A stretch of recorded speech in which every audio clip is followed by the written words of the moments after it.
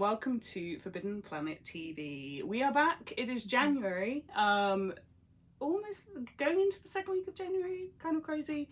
But we've already got some amazing books to talk about. And the first one is Daughter of Chaos. Here's Webb. Hello. Hi. Thank you for joining us today. Thanks for having me. My God. We're just saying off camera, obviously, how amazing this book is. I took it home for Christmas. As I mentioned to you before, I was like juggling time with this and the Switch, but I made it work. So, wow, I'm impressed that Daughter of Chaos managed to get any airtime with the Switch. There you go. It's like, oh, but I did it. So, and it's a testament to just how amazing and gripping and like fast paced the book is. So thank you. We've got to discuss it. So where did the idea for the book come from? Okay, so it was kind of a wild one. So a bit of backstory. I started writing the book in 2020 in lockdown. Okay. 2019, my mum sadly passed away, and my cousin took me to Naxos. And I'd always loved Greek mythology as a kid, and read a lot of the kind of feminist retellings that have come out in recent years. But I became really obsessed with it again while on Naxos. And when I came back, I kind of kept on going, and I think it was sort of early 2020 when the idea of, it was kind of like an image of Danae climbing this kind of wild, stormy, kind of snow-capped mountain just popped into my head, and I was like, who is she? What is she doing? And I got really obsessed with her, and then the whole kind of story just kind of plopped into my brain for like this trilogy of this girl who discovers that she's prophesized to kill the gods and goes and does just that. And then I started writing it very much for myself. I was in lockdown, obviously dealing with the aftermath of 2019, and it was a real kind of like it was a kind of double thing really, of like I wanted to entertain myself and kind of also work through the feeling of like powerlessness and anger and frustration that kind of grief brings, and you can probably feel some of that in the book. But also I also wanted to combine the kind of two things that I love most with literature, which is epic fantasy and Greek mythology. And when I kind of went back into my deep dive into Greek mythology, one of the things that I felt that I wanted to see more of was the kind of really exciting, epic kind of quests that like Jason and the Argonauts go on, and like Heracles and his labours, and Perseus and Theseus, all these amazing heroes, and they're all men. And there are some fantastic female characters in Greek mythology, and like I mentioned, some incredible feminist retellings of those myths, but I wanted that kind of hero's journey but with a woman at the helm. And I also kind of like, I got a bit enraged when I went back into the kind of source text and was reading, a lot of these heroic figures like Heracles and Jason, and the way they treat women, the way women are generally treated in Greek mythology by some of these heroic characters, by the gods. And I wanted to give the women of Greek mythology, a bit of payback time for what they've experienced. Well, I think something that really stood out, and just phenomenal, is that you're concentrating on almost a very normal girl. Yes. Small village, kind of no real expectations of what's going to happen the following week, the following month, fisherman's daughter. So with a lot of, I suppose, the traditional kind of Greek myths, and even with a lot of the fantastic retellings, you've almost had that person has, there's always been a larger thing at play, that person's someone like Heracles, that they're obviously part god, say. Yeah, he's the son of Zeus. Yes, that you already have, okay, this isn't going to be a normal person I can kind of associate with and kind of understand where they're coming from. Yeah. Whereas with Danae, you definitely have she feels like a normal person. Oh, that's so good to hear, because that was something that I really wanted to explore as well, is that kind of trope of like the chosen one, but in a way that is really relatable, and that kind of thing of being just like a normal girl living her life, and then extraordinary things happen to her, and she is sort of forced to become extraordinary in reaction to that.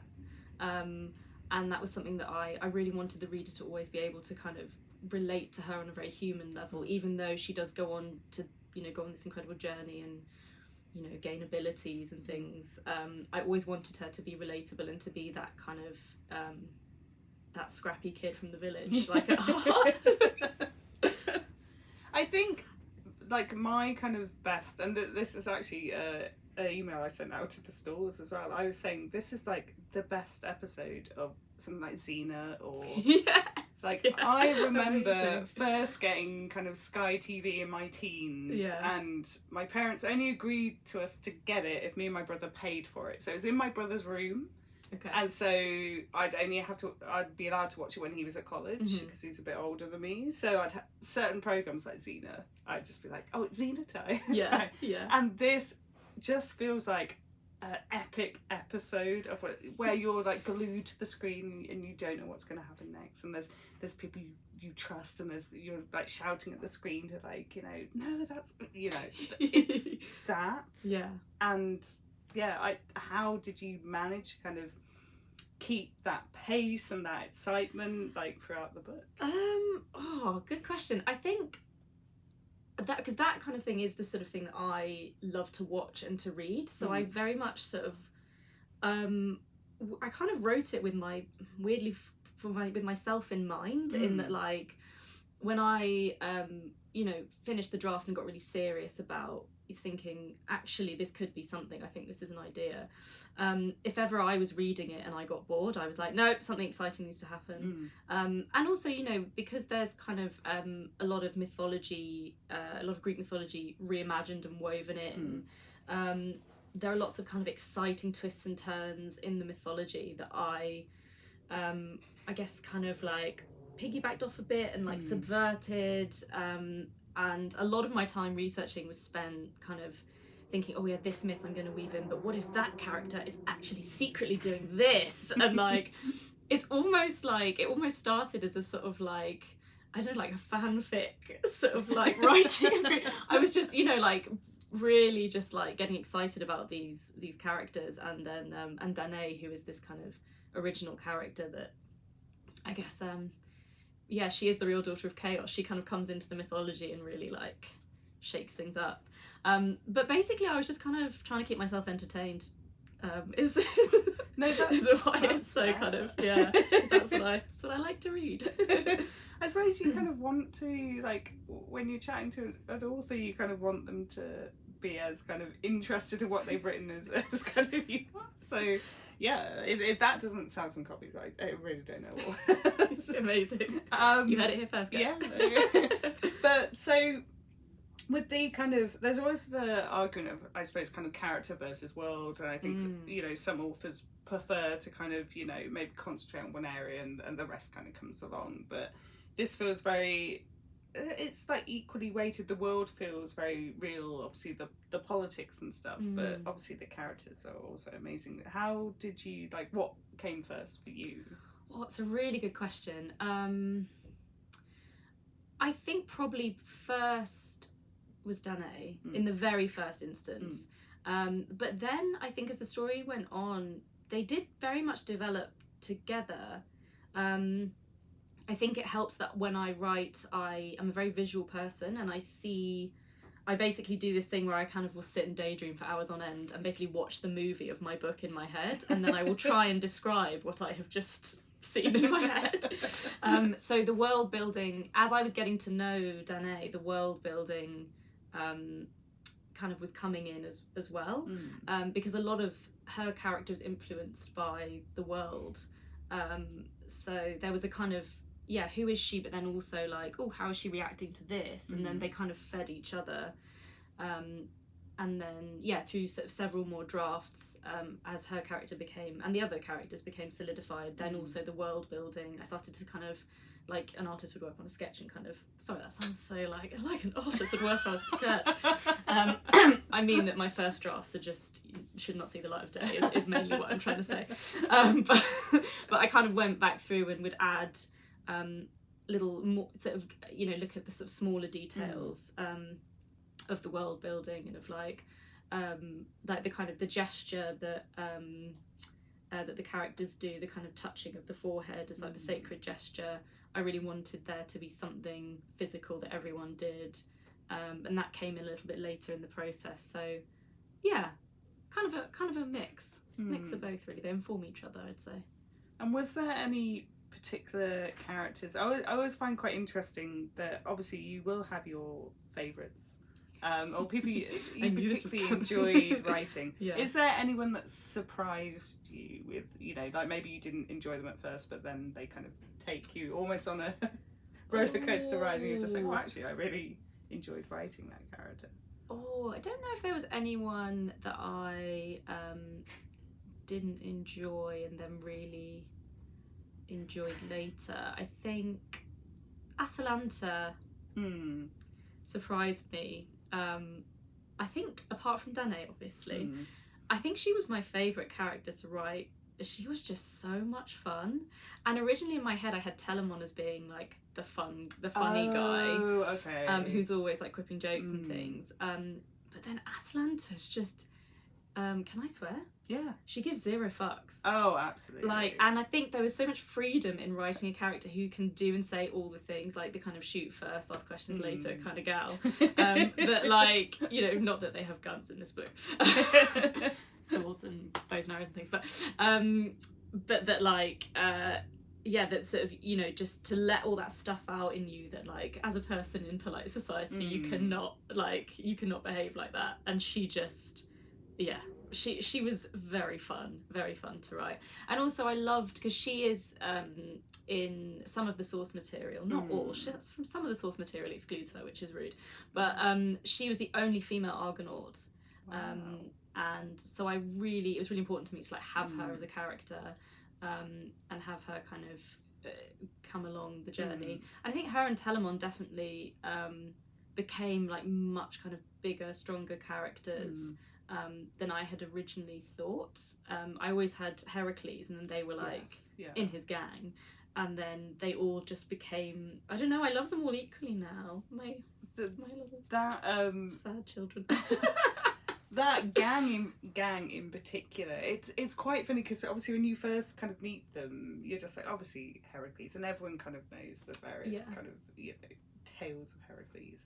But yeah, she does. It's almost like I just happen to be in this gang, but I'm kind of more. Oh yeah. I'm more than this gang. Oh yeah. She's got her own stuff going on, which makes, I suppose, all the stuff, like, slight spoiler for people at home, but all the stuff that happens like on the island and stuff, where you kind of feel as if like her agency is kind of taken away momentarily. You're just like, oh, who is this? Yeah. But she's very cool. So yeah. So kind of in regards to, because this is obviously a start of a series. Yes. Have you got everything kind of planned out? Do you know where the series is going to end, or is it just like a far away? Yes. So so I always knew it was always going to be a trilogy, and it still is, thank goodness. I always knew how it was going to end. The bits in the middle were a bit more murky, but yes, unless something kind of drastically changes in the writing of book 3, I know how it's going to end, and I know who's going to survive. God. Unless I get told otherwise. So yeah, I think I know what's going to happen, and you're in for a wild ride. Oh my God! I kind of guess. So two like really just amazing and very kind of important things to this book. One is the magic system, which I think it's incredible, because when you get something that feels new and feels that it hasn't been kind of overdone, because some magic systems feel very much like, oh, that's been taken from here, but this kind of feels quite unique in a way. What can you tell us about the magic system? Yeah, I'm trying to think how that idea kind of, I remember. So so I was really interested in the idea of how do I say this without spoilering anything, of the magic, because obviously in Greek mythology there is magic. The gods are magic and can kind of do a lot of things. And I was interested in looking at a magic system that was similar to the one that we know from mythology, but had limitations. And the idea of the kind of like the threads was actually was drawn from the idea of the fates and the life threads. And this idea as well, the kind of the scientific idea of fact that energy can't be created or destroyed, and that there are a certain amount of atoms. I think that's right. Sorry for any scientists if I'm absolutely talking out my arse, but I really like that idea of this sort of energy, through the cycle of life and death, that energy passes through this cycle and it's not destroyed and created, and that the power, the magic that some characters can wield does make them able to do these sort of superhuman things, but it comes at a cost to others and other things around them. And also I think it just makes it more interesting when there's limitations on power. And there are some interesting, and for Danae as well, having to kind of learn how it works without anyone to tell her. I was interested in that as well, and like, her figuring things out and maybe not making the best choices because she's not been guided. And I was interested as well in the kind of corrupting nature of power, and kind of like we were speaking about earlier, about if you're just a regular person and you suddenly get these powers, what that would do to you, and how it might be quite terrifying at first, but then when you start to use them, maybe it becomes quite intoxicating. And the sort of the voice that comes in, that speaks to that. I won't say too much on that, because it's very interesting. There was last year I interviewed Saba Tahir for The Air, and that has such a phenomenal magic system as well. And again, the idea of where you suddenly come into some magic, and how you're going to make the right decisions, because are you really going to kind of, I suppose, crush all your enemies, or are you actually going to kind of, I don't know, try and understand from their points of view? It's so interesting. So very, very cool. And another kind of thing that was just amazing in the book was obviously some of the themes you're obviously kind of touching upon, some of the themes that the main character is kind of dealing with. It does feel like one of those books in a way that's kind of like a hug as you're reading it, because I'm sure obviously we've all kind of dealt with some difficult times and losing people and that type of thing. How important was it to kind of cover those? Really important. I think for me, fantasy has always been kind of my escape, but also a place that I go to kind of like make sense of things that happen.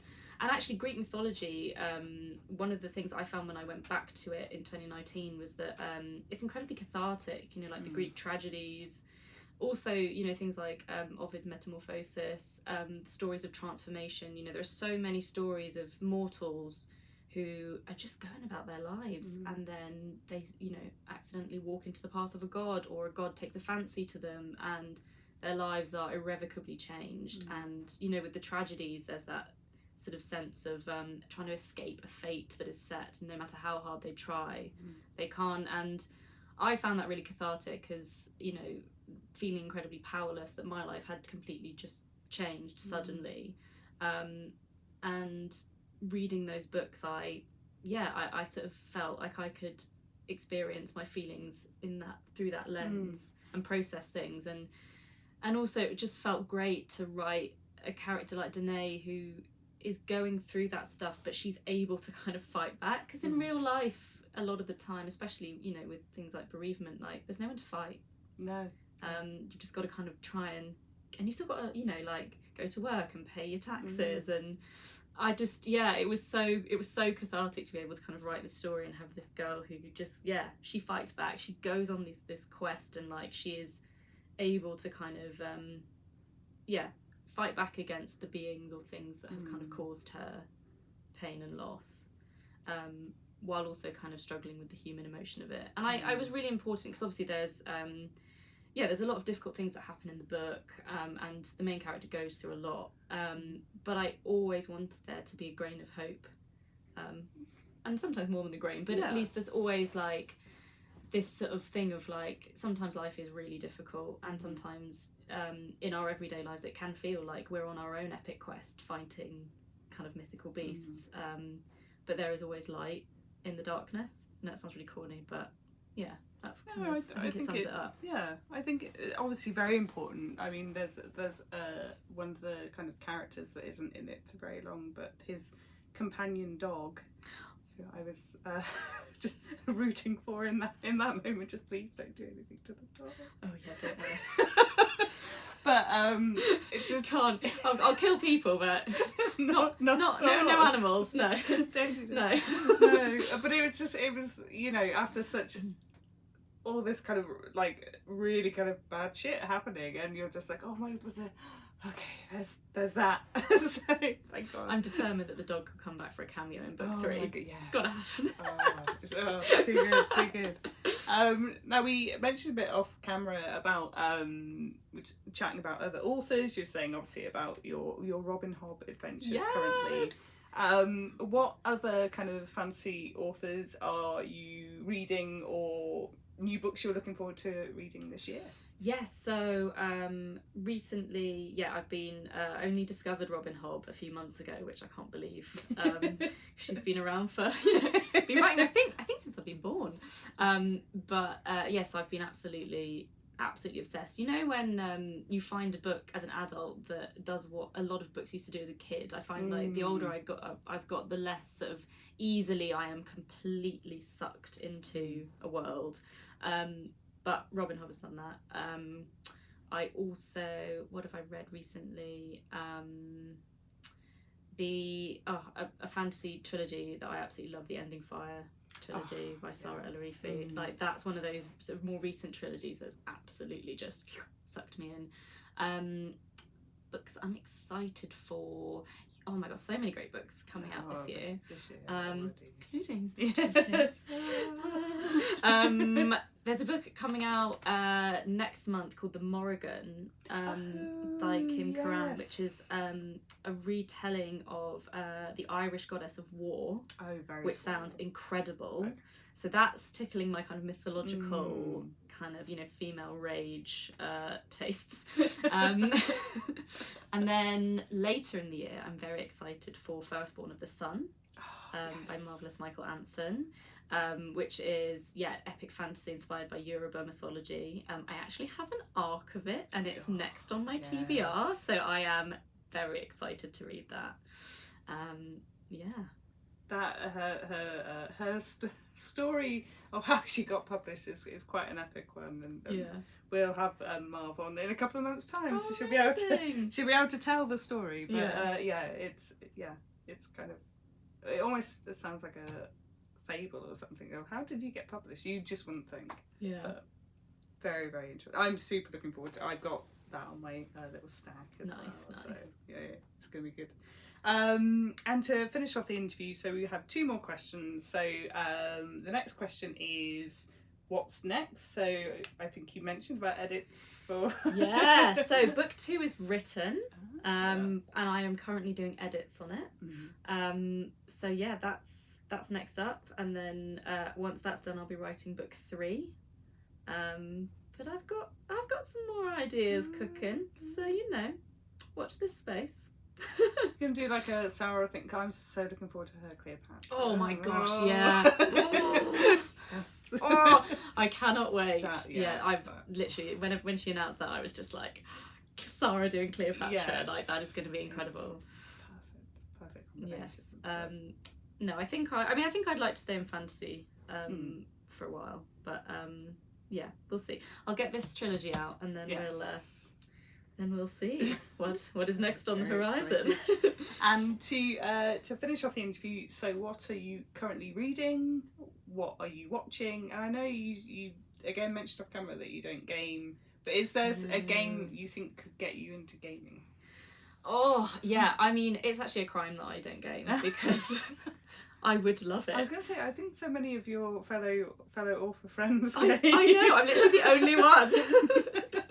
I think Baldur's Gate, like that, I always get so jealous when everyone's playing that, and also like, oh no, that's not true. I'm in a Dungeons and Dragons game. I was thinking like like console game, but no, I'm actually in a Dungeons and Dragons game. You probably would really love Baldur's Gate. Yeah. I think this is why, because I was like, oh, I play Dungeons and Dragons, but I literally don't. Yes. So, yes, I am a gamer. I'm in the club. I'll have to get your card stamped and everything. I'll have to. I've got a great character. He's an old gunslinger called Old Red. Oh god. Okay. I do like the idea of like a good gunslinger in a D&D campaign. Actually, very Atalanta vibes. Definitely shoot first, ask questions later. Yeah. Usually drunk. Yeah. Yeah, that's great. So that's my gaming. What am I watching? And yes, as I mentioned before, Arcane. Yes. Currently watching that. Obsessed with that. Again, that's making me want to game. Everything I'm watching is making me want to game. The universe is telling me. The universe is telling me. That's brilliant. What else was what would you rather? We were saying about Squid Game. Oh yes, Squid Game. Yes, I'm also watching Squid Game. And I'm also watching The Traitors. Yes, oh my god, right. I haven't seen yesterday, so don't. I haven't been able to talk about it upstairs because one of the guys so sorry. Upstairs hasn't watched it either. I had to wait for I'm watching it tonight, so don't tell me spoilers. No. But it's kind of as good as I don't like so I tried watching the American one, and because it's celebrities, it's because they've got all these reality TV stars, and I'm like, where are the real people? This is the thing, and you tend to get like they had some bitchy woman off Below Deck, and then you're just like, well, of course, and it feels like they just want to create the drama because it's like they just want to be on TV. Whereas I don't know, I feel like something a bit more authentic. Like the people on like the UK Traitors, I feel are like they want to be amateur sleuths. Yes. Like that's the vibe I'm here for. Yeah. Yeah, especially there's a couple of the people on it this year who are very much like, oh, I love reading Agatha Christie and I'm going to solve this. Yeah, I'm like, yes. Like, okay. Yeah. Let's see what they do. But